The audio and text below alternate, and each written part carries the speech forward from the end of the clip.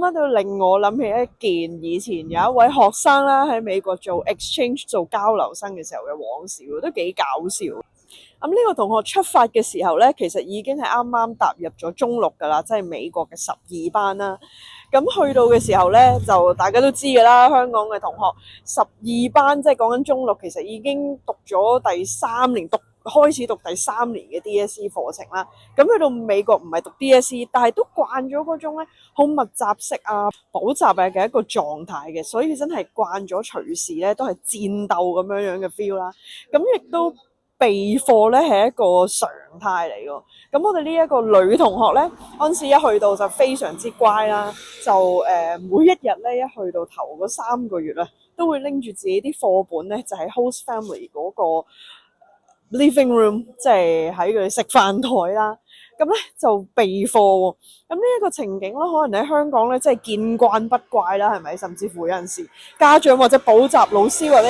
哥哥姐姐咁樣啦，都一齊會同你備課啊。但係咧好搞笑喎，點解我哋會知呢件事咧？我哋其實喺香港嘅喎，點解會知道咁 exactly 每一日我哋同學做緊咩咧？原來係因為咧過咗一段時間之後咧 ，host family 啊，透過我哋嘅區代表咧，就 send 咗一個電郵俾我哋喎，就話咧同學咧每日就太勤力啦，成日咧都喺屋企咧就望住本書做功課啦。但係我哋美國人咧，其實咧就唔興日日都咁樣坐喺屋企做功課嘅，因為美國啲功課都比較少啦，甚至乎就算有嘅話咧，其實喺學校翻屋企之前都已經做得完噶啦咁樣。咁就話應該咧喺作為交流生呢個時間咧，係應該多啲咧去學校玩多啲嘅課外活動啦，參加啲社區活動啦，同 host family 出去啦，而唔係咧就淨係咧喺屋企嗰度睇課本喎。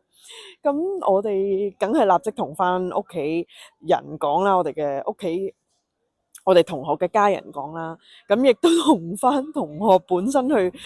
俾佢知道呢一個就係文化差異啦。佢哋係希望咧你可以多多銜接喺呢一個美國嘅文化入邊嘅，亦都係咧去 enjoy life，去慢活啦，唔係每一下咧人生係只係得返學、放學、備課、補課咁。咁我哋同學咧溝通咗之後咧，都終於記得要放低啦香港呢一個備考DSE 嘅中六學生嘅身份啦，咁咧都好成功咁樣咧，就融入美國嘅文化啦 ，enjoy 美國嘅生活啦，咁都好順利咁完成咗1年嘅。咁就所以要提醒大家，我哋記得要多多活在當下 ，live in the present 啦，去 enjoy 我哋嘅 life。